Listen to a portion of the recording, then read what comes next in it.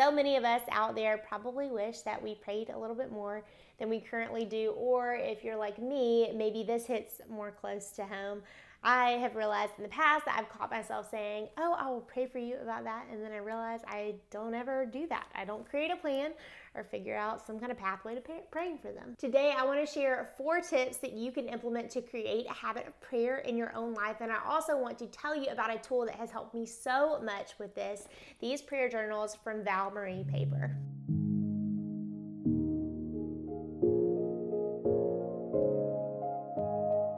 Well, hey there, welcome to episode number 55 here on the Ashlyn Writes channel. My name is Ashlyn and I am a conversion copywriter for creative entrepreneurs and people with small businesses, which means I help you sell more with your words. In addition to talking about things like business and copywriting and efficiency, I want to take you behind the scenes of one thing that plays a big old role in my business, and that has been figuring out how to pray specifically over time. I'll include the link below to these prayer journals that I'm going to talk about as a tool that's helped me out, but I want you to pop down below and hit subscribe and the little bell next to it. That's how you are going to get to know when these videos come out each and every single week. And I also really enjoy commenting with you guys back and forth in the comment section below the video. So here's your assignment. I want you to tell me one thing below that has helped you cultivate more faith in your business, or a tool, or just a tip along the way that somebody gave you. And we right here are gonna jump straight to it. So I'm gonna dig in with tip number 1. I want you to get practical when it comes to praying. Okay, just gonna clear the air. Not everybody loves to pray, and I totally get that. If that's you and you're like,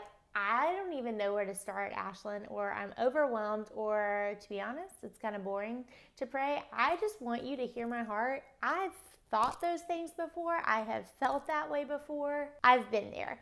I feel like everybody kind of goes through situations like that. Not everybody's jazzed up 100% of the time to figure out spiritual parts of their life. And I don't want you to think that you're crazy, because you're not. That's why I have this as tip number 1.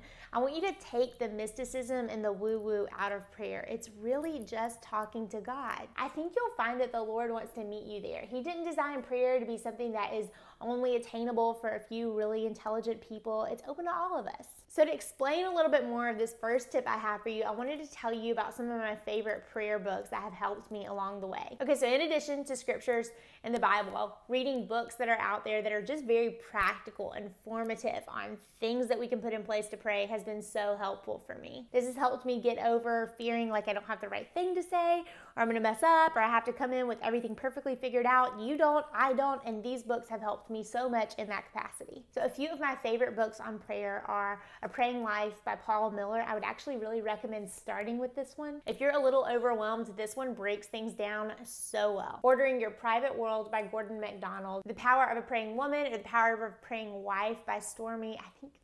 I really actually don't know how to say her last name. I've been reading these since college, and they're kind of old school. They're great. And lastly, The Celebration of Discipline by Richard Foster. That one's a little bit harder, but it's still really good. Okay, the other thing that has helped me get practical are these prayer journals from Val Marie Paper. So before using this, I used to scribble my prayers kind of off and on in different journals. I loved moleskin journals, but in addition to having whatever notes for that day, just my daily journaling log, to prayers, I would have everything all jumbled up in one notebook. That's the first thing that switched me on to this idea that, you know what, maybe I should give this a try and try out a journal that is just specifically made for prayers. I'm gonna dig into some more specifics about how I use this and show you some pages of what it looks like inside as we work through these, but that is something that has helped me make prayer more practical using this journal. Tip number 2, have a morning routine. Having a morning routine, even if it's super stripped down and it changes from day to day, has helped me become more consistent in prayer. In full disclosure, as I'm recording this,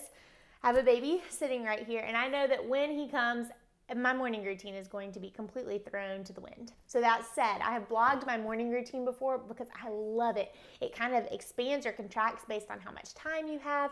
I use the present method. Again, I've included all of that in a blog post. I will link that below. I could talk forever about morning routines and my opinions on them, but I'm not going to do that here. All this to say, if I don't commit to prayer as part of my morning routine, it's not going to happen that day. Tip number 3, make prayer physical and in the moment. What I mean here is that when somebody asks you for prayer, do it right on the spot. For example, if you're leaving lunch or a coffee date with somebody and they've mentioned, you know, could you pray for me with this? This is really scary and going on in my life right now, or whatever it is, then just turn down the music when you get in the car and pray for it right then. Or if somebody texts you or emails you something that they need prayer with, instead of just being like, you know what, yes, I will pray for you on that, actually stopping in the moment and just praying for them then has helped me. Another thing that has helped me in making prayer more physical, obviously, is this journal. So I pray over just one page every single day, and this is what it looks like. On Mondays, I pray over the world, nation, and community. On Tuesdays, I pray over my husband, my son, and my family. I have everybody's names written down, and I list what they need me to pray for. So this is what helps me check in regularly with them, and it's the same for this next page, which I pray through on Wednesdays, my friends, salvation, and current aches or hurts. On Thursdays, I pray for things that I need consistent prayer over, and also my big goals. So anything from power sheets, things that I'm praying through in my business, those go here. Now, Friday, I pray specifically for my business. I pray also for friends struggling with infertility, and I sometimes pray for some family stuff. I like this page because it's kind of a wild card. You can just add or subtract based on what you need. And then every day I pray through these pages, some verses, words that the Lord has put on my heart, and I also thank Him for answered prayers. I hope that helps you see a little bit about how the practical physicality of having a journal that is separate from whatever other journal that you're using has really helped me to be more consistent in my prayer life. Okay, finally, tip number 4, mark how your prayers are answered. This has made me want to pray more, which is pretty cool. So there's a few ways that I mark how prayer has been answered over time. The first thing that I do, again, as part of my morning routine and time in the morning, when I pull out this journal, I go to the back and I write down 3 things that have happened in the past 24 hours that I'm grateful for. The things on this gratitude list are all over the place. I will include like really probably silly seeming things, like something I saw on a walk that I enjoyed, to bigger things, bigger answered prayers. But all this to say, when it's compacted in this one section, it's fun because then you look and all of a sudden you've got a list of a few hundred things. Hopefully you can get to 1,000 things where you look through this list and you're like, oh my gosh, the Lord is so faithful and I have so many good things going on in my life. Another way that I mark down how prayers have been answered are through the specific page inside the journal. So here I write down big prayers that have been answered every single month. Now finally, at the end of a month, I spend a little bit of time journaling through 5 questions. I'll put those up so you can screenshot and go through these as well, but to mark down my answers for these, I've mentioned before on Instagram stories, I pull out my journal at the end of every month as I also work through my power sheets. I just look and I see like what actually the Lord has done. I started doing this at the beginning of 2018 because I have such a tendency to just rush on to whatever's next in life and to get excited about my next big goal or to forget the good things that have happened. I'm just like the Israelites in the Bible, and I forget things all the time. So if I can establish practices and rhythms where I actually sit and say, hey, what went well? What prayers got answered? What things did I ask for that actually were either I was told yes or no to? What things didn't I see coming that came along as blessings? That has changed everything.